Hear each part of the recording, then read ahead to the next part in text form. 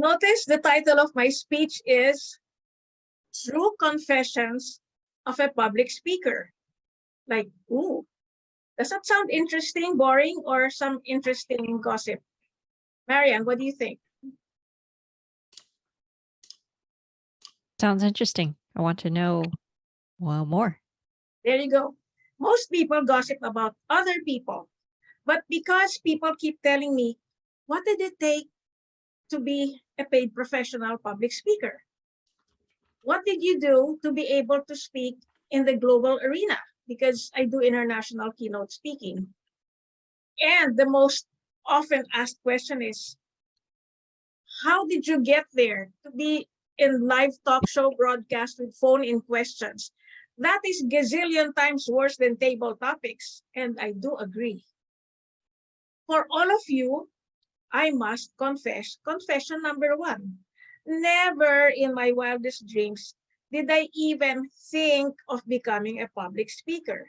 Because from first grade to sixth grade, you wouldn't hear a peep out of me. None, nothing, zero. Really, I've told this story before. First grade, second grade, even third and fourth.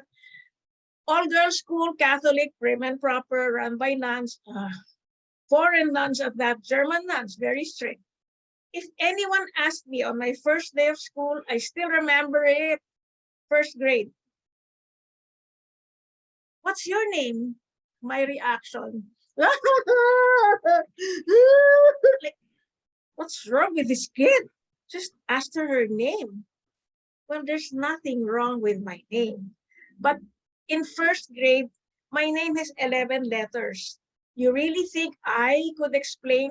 And with a name like Mangalindan, like who, what? So I'd have to say it like 3 times. And then they say, how do you spell that? Here we go again. Speaking was what I didn't want to do. As a matter of fact, I wanted to be invisible. And so here I am, all over the place, from TV, teleradio, which is radio on TV, platform speaking, and then what? Now on Zoom.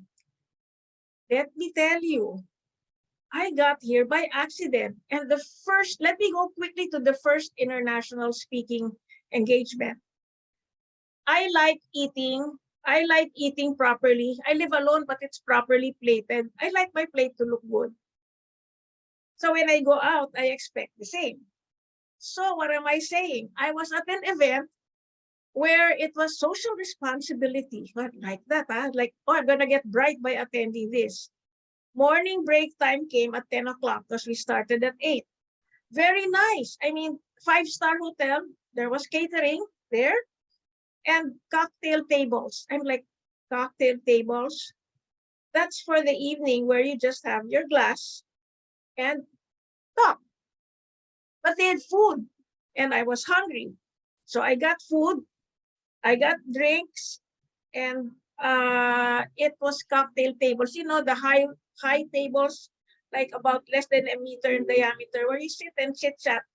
Okay, so and then I have the papers from the meeting. What is the point? I'm not gonna do that. It's gonna be a mess. How do I hold plate, glass, fork, napkin? So I went to the reception table, where by 10 o'clock, listen up, there were no more people because that was only for 8 o'clock. And there was a guy standing there just smiling. I'm like, when this guy smiled and he's not even eating, I'm hungry. So I went up to him and said, I hope you don't mind, but I noticed there's nobody here. Do you know anybody here? I'm gonna sit and eat properly. And so he smiled. And he said, please do so. So we were engaging in pleasant conversation.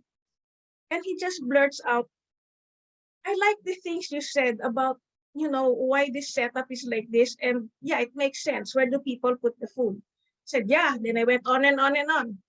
And he says, would you want to be a speaker? I'm like, what's that got to do with this conversation? You know, this smile. And he said, it would be nice if you, the organizer of this event, would most likely want to have you in the next event, which is going to be in Bangkok, Thailand. Ooh, out of the country. I'm like, I don't have the budget. I can't attend. If you're inviting me, you go. Looks like you have the money. You have a nice, expensive suit. I said, why would you know that there's an event after this?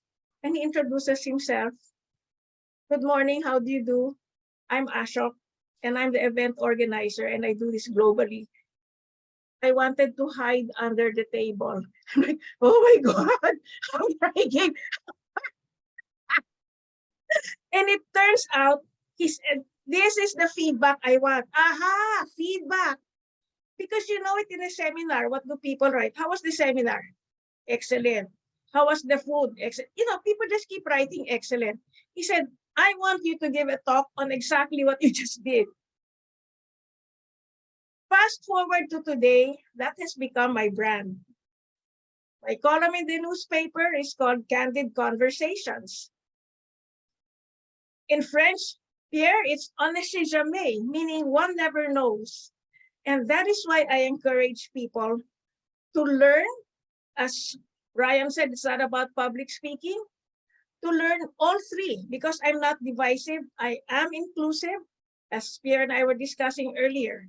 It would be nice to learn candid conversations with anybody, anywhere, anytime, to learn how to communicate, right? Conversations, not prepared speeches. You know, I have no love for prepared speeches.